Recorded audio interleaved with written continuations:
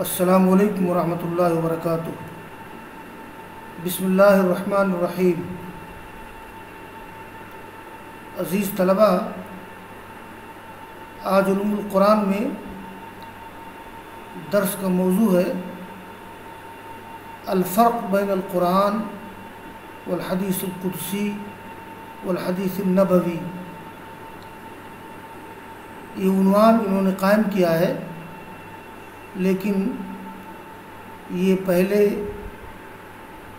حدیث نبوی کا تعارف کرائیں گے اور پھر حدیث قدسی کا تعارف کرائیں گے، اس کے بعد پھر قرآن اور حدیث قدسی میں فرق کا بیان ہوگا، اور پھر حدیث قدسی اور حدیث نبوی میں فرق کا بیان ہوگا۔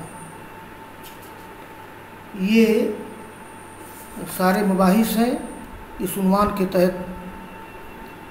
تو الفرق بین القرآن والحدیث القدسی والحدیث النبوی۔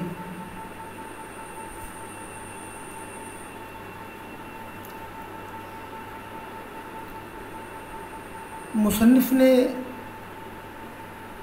آج کی اس بحث میں حدیث کا لغوی معنی اور حدیث کا اصطلاحی معنی بیان کیا ہے، اس لیے کہ قرآن، حدیث قدسی اور حدیث نبوی میں فرق جاننے سے پہلے ضروری ہے کہ آدمی قرآن کا معنی مفہوم جانے، حدیث قدسی سمجھتا ہو اور حدیث نبوی کی تعریف اس کے ذہن میں ہو۔ تو مصنف کہتے ہیں کہ قرآن کریم کا تعارف تو ہو چکا ہے، سبق تعریف القرآن وَلِكَيْ نَعْرِفَ الْفَرْقَ بَيْنَهُ بَيْنَ الْحَدِيثِ الْقُدْسِي وَالْحَدِيثِ النَّبَوِي نُعْطِي التَّعْرِيفَيْنِ الْآتِيَيْنِ۔ لیکن اس لیے کہ ہم حدیث قدسی اور حدیث نبوی کے درمیان فرق سمجھیں، تو ہم اس کے لیے پہلے دونوں کی تعریف کرتے ہیں۔ تو الحدیث النبوی، حدیث کا لغوی معنی یہ نئی چیز، نیا، اس لیے کہ حدث یحدث حداثتاً، کسی چیز کا نیا ہونا۔ تو مصنف کہتے ہیں کہ حدیث لغت میں قدیم کی ضد ہے، اور اسے بولا جاتا ہے، اور اس سے مراد ہے کل کلام یتحدث به وینقل ویبلغ الانسان من جهة السمع او الوحی فی یقظته او منامه۔ تو لغت میں حدیث قدیم کی ضد ہے، اور اس کو بولا جاتا ہے، اس سے مراد ہر وہ کلام جسے بولا جائے، جس کو نقل کیا جائے، اور جو انسان تک پہنچے سن کر کے، یا بذریعہ وحی، بیداری میں یا خواب میں۔ اسی معنی کے اعتبار سے قرآن کریم کو بھی حدیث کہا جاتا ہے۔ آیت کریمہ ہے سورہ نساء کی آیت نمبر 87، وَمَنْ أَصْدَقُ مِنَ اللَّهِ حَدِيثًا۔ اللہ تعالیٰ سے سچی بات والا کون ہے؟ تو قرآن کریم کو بھی حدیث کہتے ہیں، اور یہ جو اہل الحدیث بولا جاتا ہے، تو بہت سے لوگ سمجھتے ہیں کہ اہل الحدیث کا معنی ہے حدیث کے ماننے والے۔ تو اہل الحدیث سے اہل القرآن کی ضد نہیں ہے۔ اہل الحدیث کا مطلب ہے حدیث اور قرآن کو ماننے والے لوگ، اس لیے کہ قرآن کریم کو بھی حدیث کہتے ہیں۔ تو اسی طرح سے وَسُمِّيَ مَا يُحَدِّثُ بِهِ الْإِنسَانُ فِي نَوْمِهِ، یہ انسان اپنی نیند میں جو کچھ بات کرے یا اس کے دل میں جو بات آئے تو اس کو بھی حدیث کہتے ہیں۔ یعنی خواب میں آنے والی بات کو بھی حدیث کہتے ہیں۔ وسمیہ ما یحدث به الانسان فی نومہ، انسان اپنی نیند میں جو بولے بات کرے تو اس کو بھی حدیث کہتے ہیں، جیسا کہ سورہ یوسف میں یہ اللہ نے فرمایا ہے وَعَلَّمْتَنِي مِن تَأْوِيلِ الْأَحَادِيثِ۔ یوسف علیہ السلام نے اللہ تعالیٰ سے کہا تھا کہ تو نے ہم کو خواب کی باتوں کی تعویل سکھائی ہے، یعنی خواب میں جو باتیں آدمی دیکھتا ہے اس کی تعبیر کا فن علم تو نے ہم کو دیا ہے۔ تو یہ حدیث کا لغوی معنی ہے۔ اور حدیث کا اصطلاحی معنی، انہوں نے حدیث کی جو اصطلاحی تعریف کی ہے وہ اصول حدیث کی عام کتابوں سے تھوڑی سی مختلف ہے اور بہت جامع تعریف ہے۔ تو اصطلاح میں حدیث کہتے ہیں ما اضیف الی النبی صلی اللہ علیہ وسلم من قول او فعل او تقریر او صفت، جس چیز کی نسبت کی جائے رسول اللہ صلی اللہ علیہ وسلم کی طرف، یعنی قول، آپ کا قول، آپ کا فعل، آپ کی تقریر یا صفت، انہوں نے 4 چیزوں کو حدیث میں شامل کیا ہے: قول نبوی، فعل نبوی، تقریر نبوی اور صفت نبوی۔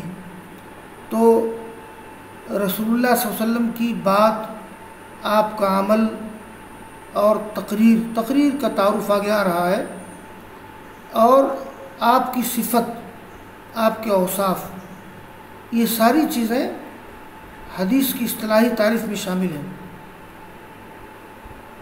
قول کے معنی بولنا، فعل کے معنی کرنا اور تقریر کے معنی ہوتے ہیں، یہ اردو کی تقریر نہیں ہے، تقریر معنی ہوتے ہیں باقی رکھنا، ثابت رکھنا۔ جیسے آپ کے سامنے کسی نے کوئی بات کہی اور آپ نے اس کو باقی رکھا، آپ کے سامنے کوئی کام کیا گیا لیکن آپ نے خاموشی اختیار کی، یہ حدیث تقریری ہے۔ یا صفت، آپ کے اوصاف، آپ کے اخلاق۔ تو حالانکہ صفت جو ہے وہ فعل میں آ جاتا ہے، اس لیے اصول حدیث کی کتابوں میں صفت کا الگ سے ذکر نہیں کیا گیا ہے۔ قول کی مثال، جیسے رسول اللہ صلی اللہ علیہ وسلم کا قول ہے، آپ کا فرمان ہے انما الاعمال بالنیات وانما لکل امرئ ما نوی۔ یہ روایت بخاری و مسلم میں ہے، عمر بن خطاب رضی اللہ تعالیٰ عنہ سے یہ روایت ہے۔ یہ یقیناً اعمال کا تعلق نیتوں سے ہے، اور ہر شخص کو وہی ملے گا جو اس نے نیت کی ہے، نوائنوی نیتن۔ یہ حدیث قولی کی مثال ہے، اور حدیث فعلی کی مثال یہ ہے کہ کالذی ثبت من تعلیمہ لاصحابہ کیفیت الصلاۃ ثم قال، جیسے جو چیز ثابت ہے کہ یعنی صحابہ کرام کو آپ کا کیفیت صلاۃ کی تعلیم دینا، رسول اللہ صلی اللہ علیہ وسلم نے صحابہ کرام کو کیفیت صلاۃ کی تعلیم دی، پھر فرمایا صلوا کما رأیتمونی اصلی، پڑھو جیسے کہ تم اس کو دیکھتے ہو پڑھتے ہوئے۔ اسی طرح سے حج کی جو کیفیت آپ سے ثابت ہے، آپ نے جس طرح سے حج کیا، آپ نے فرمایا کہ خذوا عنی مناسککم، تم مجھ سے مناسک حج کو لے لو۔ تو یہ حدیث فعلی کی مثال ہے۔ اور اقرار کسے کہتے ہیں؟ تو اقرار یا تقریر، اقرار معنی باقی رکھنا، تقریر معنی بھی ثابت رکھنا، باقی رکھنا۔ اس کو مصنف سمجھا رہے ہیں کہ کائیں یقرأ، جیسے کہ کائیں یقر امرأ علمہ عن احد الصحابہ من قول و فعل، جیسے آپ کسی شخص کو قائم رکھیں اس چیز پر جس کو آپ نے جانا ہو صحابہ کرام میں سے کسی سے، یعنی کسی صحابی کا قول یا کسی صحابی کا فعل آپ کو معلوم ہو اور آپ نے اس کو باقی رکھا ہو، انکار نہ کیا ہو۔ اب اس کی کئی شکلیں ہیں، چاہے وہ بات یا وہ فعل آپ کی موجودگی میں ہوا ہو اور آپ خاموش رہیں۔ اصل میں پیغمبر یہ رسول اللہ صلی اللہ علیہ وسلم کا فریضہ ہے معروف کا حکم دینا، منکر سے روکنا۔ اور لوگ تو لاپرواہی کرے تو کریں، لیکن رسول کی جو ذمہ داری ہے دین کی تبلیغ کی، اس کے حوالے سے اگر پیغمبر کے سامنے کوئی کام کیا جائے، کوئی بات کہی جائے آپ کی موجودگی میں اور آپ اس پر خاموش رہیں، اس کا مطلب وہ عمل ٹھیک ہے، وہ بات درست ہے۔ تو چاہے وہ قول یا فعل سواء اکان ذالک فی حضرتہ، آپ کی موجودگی میں، ام فی غیبتہ ثم بلغہ، یا آپ کی غیر موجودگی میں کسی نے کوئی بات کہی یا کوئی کام کیا پھر وہ بات آپ کو پہنچی۔ ومن امثلتہ، اور ان کی مثالوں میں سے ایک مثال یہ ہے جیسا کہ یہ اکل الذب علی مائدتہ، رسول اللہ صلی اللہ علیہ وسلم کے دسترخوان پر ذب کا کھانا، یہ الذب گوہ، اس کو مارے ماہی کہتے ہیں، گوہ کا کھانا بھی درست ہے۔ یہ میرے خیال سے یہ ہندوستانی گوہ نہیں ہے، اس کو مارے ماہی کہتے ہیں، اس کی شکل دوسری ہوتی ہے۔ تو آپ کے دسترخوان پر گوہ کھایا گیا، آپ خاموش رہے، اس کا مطلب اکل الذب حلال، یہ حدیث تقریری سے بات معلوم ہوتی ہے۔ وما رویا، اور جو آپ سے مروی ہے، یہ رسول اللہ صلی اللہ علیہ وسلم نے ایک شخص کو بھیجا سریہ پر۔ رسول اللہ صلی اللہ علیہ وسلم اگر کوئی وفد بھیجیں یا کسی شخص کو بھیجیں، خود شریک نہ ہو، اس کو سریہ کہتے ہیں۔ سریہ کے معنی ہوتے ہیں قافلہ، جماعت، جمع سرایا۔ تو جو مروی ہے آپ سے کہ اللہ کے رسول نے بھیجا ایک شخص کو ایک سریہ پر، یعنی ایک ٹولی پر امیر بنا کر کے بھیجا آپ نے۔ وَكَانَ يَقْرَؤُ لِأَصْحَابٍ فِي صَلَاتِهِ، اور وہ جب نماز پڑھاتے تھے تو پڑھتے تھے اپنی نماز میں اپنے ساتھیوں کے لیے، جیسے سورہ فاتحہ پڑھی انہوں نے اور کوئی سورہ اور پڑھی، پھر سورہ اخلاص پڑھی۔ گویا جہری نماز میں سورہ فاتحہ کسی سورہ کے بعد ہر رکعت کی قرات کا خاتمہ وہ سورہ اخلاص پہ کرتے تھے، تو ختم کرتے تھے اس کو سورہ اخلاص کے ذریعے سے۔ یہ قل هو اللہ احد اللہ الصمد لم یلد ولم یولد ولم یکن لہ کفوا احد۔ تو یہ سریہ کے اس امیر صحابی نے، جو امیر تھے، انہوں نے یہ کام اپنے ذوق، اپنے اجتہاد سے کیا تھا، لیکن آپ تک بات پہنچی تو آپ نے اس کی توثیق کیا، آپ نے درست قرار دیا۔ فلما رجعوا ذکروا ذلک لہ علیہ الصلاۃ والسلام، جب لوٹ کے آئے تو لوگوں نے اس کا ذکر آپ سے کیا۔ آپ نے ان صحابی سے پوچھا کہ کہا کہ سلوہ لأی شیء یصنع ذلک، ذرا ان سے پوچھو کہ وہ یہ کام کیوں کرتے ہیں۔ تو لوگوں نے دریافت کیا تو کہا کہ لأنہا صفت الرحمن، اس لیے کہ سورہ اخلاص اس میں اللہ تعالیٰ کا تعارف ہے۔ اصل میں سورہ اخلاص کے نزول کا پس منظر یہ ہے کہ عربوں میں ہر چیز کا نسب نامہ لوگ معلوم کرتے تھے۔ تو ایک بار کہا آپ سے کفار و مشرکین نے کہ انسب لنا ربک، اے نبی تم ہم سے اپنے پیغمبر کا نسب بیان کرو۔ تو اس پر یہ آیت کریمہ اتری، قل هو اللہ احد اللہ الصمد لم یلد वलम यूलद वलम यकुल लहू कुफुवन अहद। कह दूँ कि अल्लाह अकेला है, अल्लाह ताला बेनियाज है। लम यलिद, उसने किसी को जना नहीं है। यह तर्जमा नहीं है उसने किसी को पैदा नहीं किया है, उसने किसी को जना नहीं है, मतलब ये कि किसी का वालिद नहीं है। वलम यूलद, और न वो कहीं से जना गया है, न वो किसी की औलाद है। वलम यकुल लहू कुफुवन अहद, और कोई उसके बराबर नहीं है। तो सूरह इखलास में चूँकि अल्लाह ताला का तारुफ है, अल्लाह ताला को वस्फ बयान किया गया है, तो वो सहाबी ने कहा कि चूँकि सूरह इखलास इसमें अल्लाह ताला का तारुफ है, मैं चाहता हूँ कि उसको ज़रूर पढ़ूँ। इसलिए सहाबी ने कहा कि मैं सूरह फातिहा पढ़ता हूँ, कोई सूरा पढ़ता हूँ, और हर रकात की क़िरात का ख़ात्मा सूरह इखलास पे करता हूँ। तो रसूलुल्लाह सल्लल्लाहु अलैहि वसल्लम ने सहाबी के उस अमल की तौसीक़ की। आपने कहा कि अख़बिरूहु अन्नल्लाह युहिब्बुहु, उन्हें बता दूँ कि अल्लाह ताला उनसे मोहब्बत करता है। तो ये हदीस तकरीरी की मिसाल हो गई। हदीस कौली, हदीस फ़ेली, हदीस तकरीरी। और हदीस वस्फ़ी क्या है? तो वह सिफ़त हो, यानी आपके औसाफ, आपके अखलाक। जैसे कि मरवी है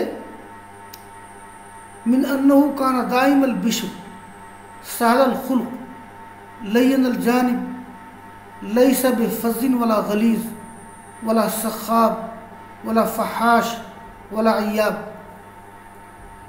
ये इसमें रसूलुल्लाह सल्लल्लाहु अलैहि वसल्लम का तारुफ कराया गया है। ये रवायत सही है। ये दाइमुल बिश्र के माने होते हैं, यानी जिसके चेहरे पर ये हमेशा खंदा पेशानी वाला, हंसमुख, यानी चेहरे पर खुशी और शादमानी जिसके ऊपर रहे, तो कहा जाएगा कि इन्नहु दाइमुल बिश्र। दाइमुल बिश्र यानी खंदा पेशानी वाले, और सहलल खुल्क़, नरम अखलाक वाले, लय्यनल जानिब, नरम पहलू वाले, यानी आप किसी मामले में सख्त नहीं थे। साहब इकराम के लिए, दोस्तों के लिए, दुश्मनों के लिए आपका पहलू नरम रहता था। लैसा बिफ़ज़्ज़िन वला गलीज़, अल्फ़ज़ के माने होते हैं, अल्फ़ज़ जमा अफ़ज़ाज़, बदखुल्क़, सख्त कलाम वाला। तो लैसा बिफ़ज़्ज़िन वला गलीज़, ये फ़ज़ के माने होते हैं सख्त कलाम वाला, और गलीज़ के माने होते हैं सख्त मिजाज। ये गलीज़ कई बाब से आता है। ये नसरा, ज़रबा, करुमा, गिलज़तन, गुलज़तन, गिलाज़तन, सख्त होना, मोटा होना, गाढ़ा होना, कई माने इसके हैं। तो लैसा बिफ़ज़्ज़िन, आप सख्त कलाम नहीं थे, वला गलीज़िन, आप सख्त मिजाज नहीं थे, सख़ाब माने शोर करने वाला, आप शोरगुल करने वाले नहीं थे, वला फ़हाश, और ना बुरा काम करने वाले थे, वला अय्याब, न किसी पर ऐब लगाने वाले थे। लंबी हदीस है। इस हदीस में रसूलुल्लाह सल्लल्लाहु अलैहि वसल्लम का वस्फ बयान किया गया है, तो इसको हदीस सिफती या हदीस वस्फ़ी कहेंगे। तो ये बात पूरी हो गई कि जो इस्तिलाही तारीफ़ की गई थी कि हर वो कौल या फ़ेल या तकरीर या सिफत जिसकी निस्बत रसूलुल्लाह सल्लल्लाहु अलैहि वसल्लम की तरफ की जाए, वो हदीस है इस्तिलाही माना में। तो हदीस कौली, हदीस फ़ेली, हदीस तकरीरी, हदीस वस्फ़ी का तारुफ मुसन्निफ़ ने कराया है। तो ये हो गया हदीस नबवी का तारुफ। बस आज का दर्स यहीं पर मौकूफ़ करते हैं। वाखिर दावाना अनिल हम्दुलिल्लाहि रब्बिल आलमीन।